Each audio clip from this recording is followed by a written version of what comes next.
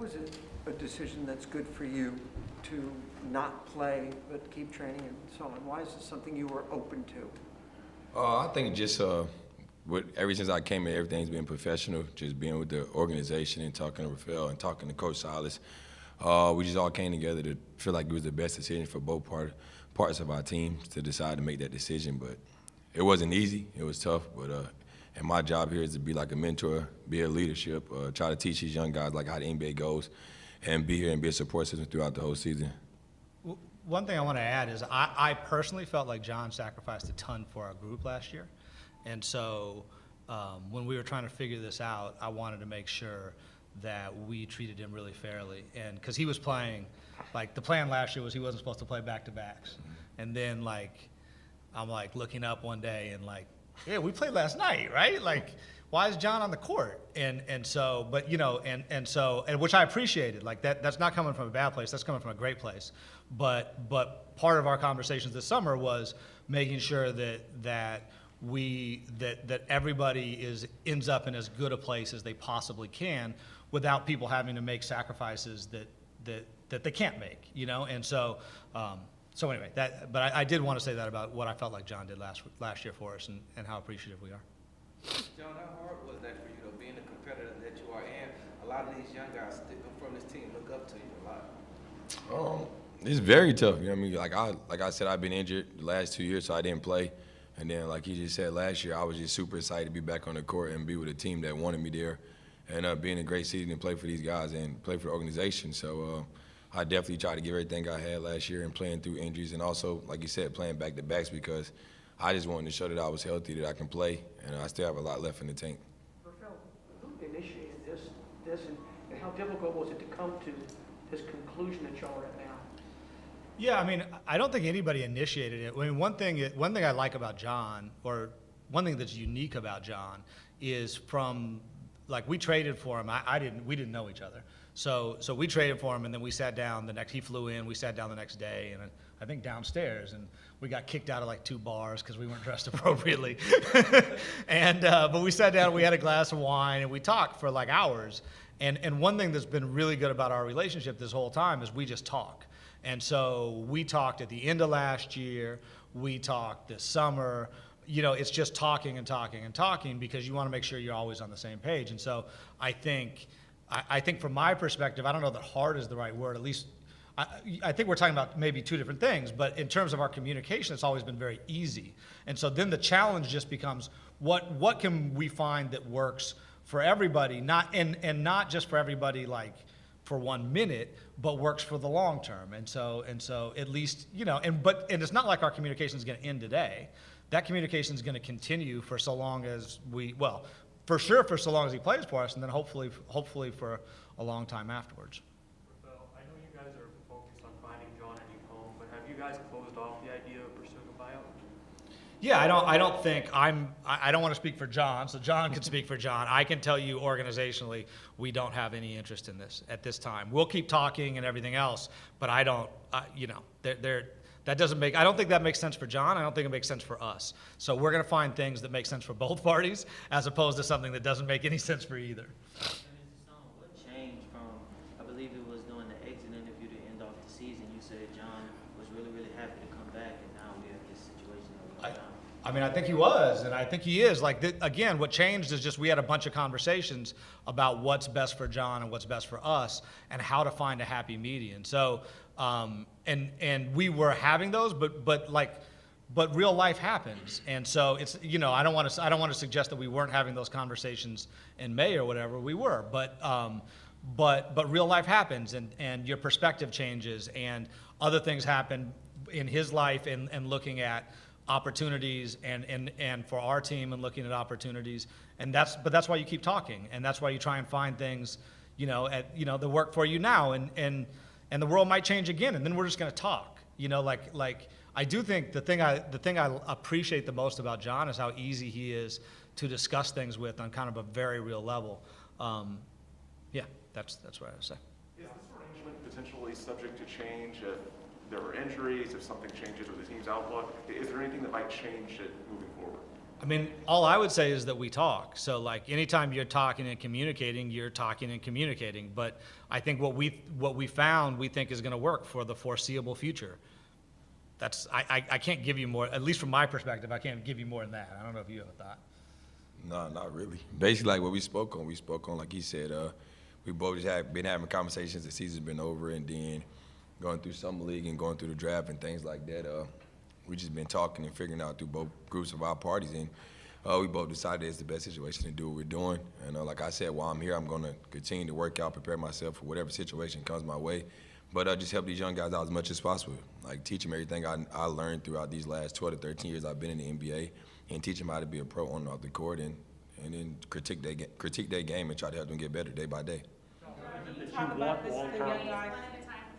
John, can you talk about the young guys, what you've seen in them, and what kind of things that you want to make sure they understand about business in the game? Well, for one, the aspect they have a lot more access to a lot of things than we had when I first came into the league, and then the league is totally different now. Especially with Jalen Green, he had the opportunity to play in the G League, so he had the opportunity to understand what the NBA lifestyle is like a little bit, even though they was in the bubble. He has a lot of talent, and watching and see him and Josh Christopher and two guys we drafted from overseas. Then you watch KJ getting better throughout all last year and this summer. Those guys have a lot of potential to keep getting better. And with the way they develop guys here and the way they put the work at the end every day of getting them stronger, making sure they're getting better on the basketball court, those are the perfect things. Now the most important thing is learning how to control yourself off the court and don't do anything bad. But as basketball players, they're doing the right thing to develop. John, what is it that you want long-term out of this arrangement? What do I want long-term? Long-term, what are you looking for out of this arrangement with the Rockets, and where do you want to end up? I have no idea where I want to end up. Like I said, we're going to continue to talk and figure that out. But right now, my job is to be here with this team, work out every day, lead these guys as much as possible, and teach them everything I've learned. And the most important thing for me is just trying to stay healthy. That's the most important thing for me is just to stay healthy, keep working out, and figure out what the future holds. How important is it for you to find that place where you can be the player you still believe you can be?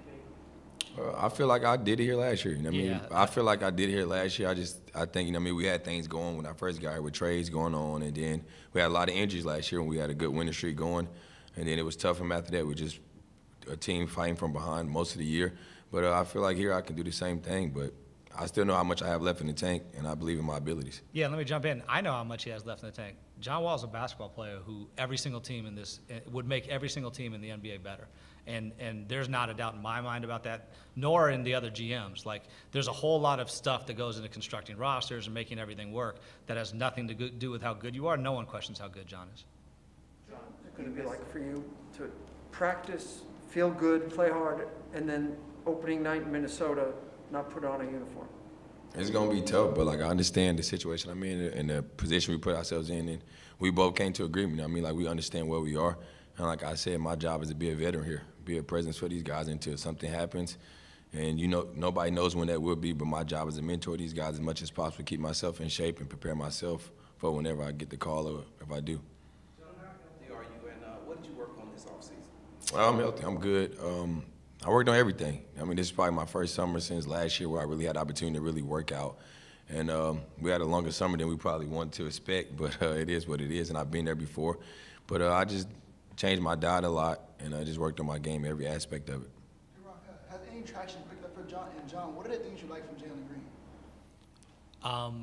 Yeah, I'm not going to, I just, not having to, with respect to this, I just don't talk about trade conversations, so I'm not going to talk about that.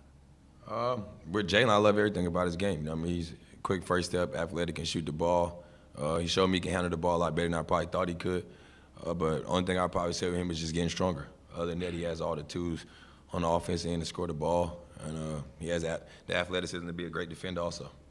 John, are you going to travel with the team? Will you be with them every single day? Yes. And at games too? Yes. Road games? Yes. Yeah, like I'm still part of the team. Yeah, like, for sure. You guys don't like he's important. He's not like a part. He's like an important part. Like just so you guys know, like we're leaning on John. Like John's a rock. Like that's my dude. Like yeah, we're in it together. Hey, Rafael, can you talk about just the fact that you can have this kind of relationship, what it says about the kind of organization the Rockets are, and how relationship you want to have with players? Yeah, I mean, I think John's emblematic of the relationship that I think you should be trying to achieve, at least with all your players. But it's different. Like, John's a grown-up. like he's got kids and he's a great dad. Like a random anecdote, I had friends at summer league, and John and I were hanging out during the game, and he had his babies around and was watching them. And my friend came up to me afterwards and he said, "I don't know anything about that dude, but I know he's a good guy because I watch him interact with his kids, and only good people interact with their kids like that." And so John, yeah. So anyway, the point is that you treat people where they are, and John came to us, to me as an adult, and so we've had a great working relationship that hopefully is developing into a friendship that will last, for a long time. And that's the goal, is to have these types of relationships with all of our players. These, I think that there's a little bit of a myth that relationships between players and organizations are supposed to be dictatorial.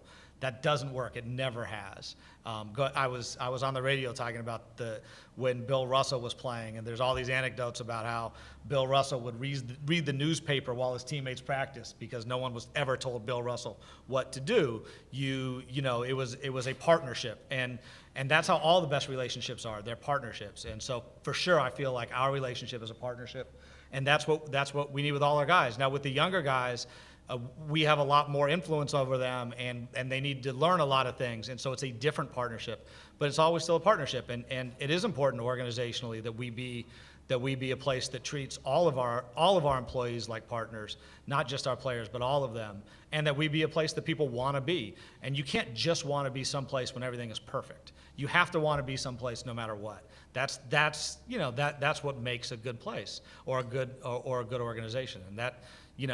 We aspire to be that every day.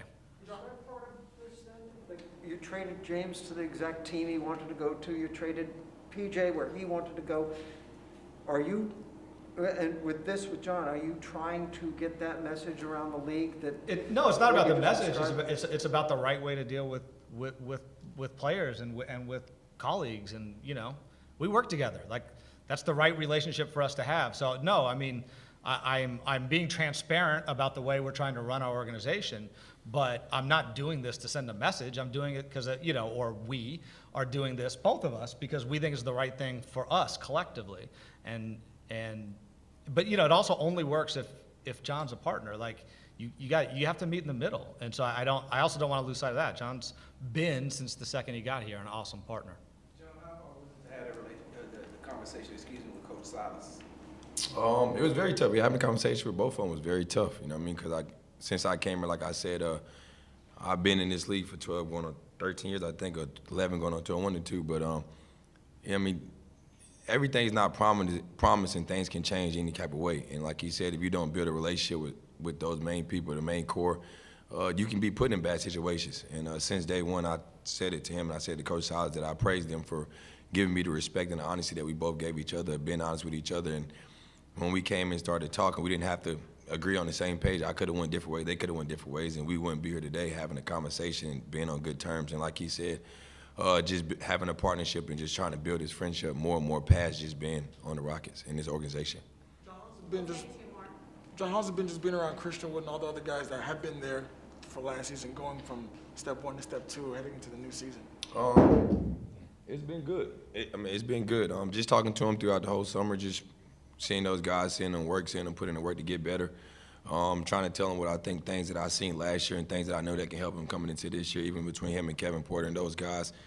Jay Sean Tate, like, that's my job, is to see what I think that these guys can excel their game at and make this team better. You know what I mean? It's going to be a young team that's going to be fun and exciting, getting up and down the court and running. And that's something you got to enjoy. Do you have a wish list of preferred landing spots? No, I ain't really been thinking on that for real. Rafael, was the point of your anecdote that reading the newspaper can make you an 11-time champion? The point of my anecdote is that if you have Bill Russell, you're going to win. So, so make sure that make sure you keep things solid. All right, guys. Thank you so much. Thank you. I prefer the other way.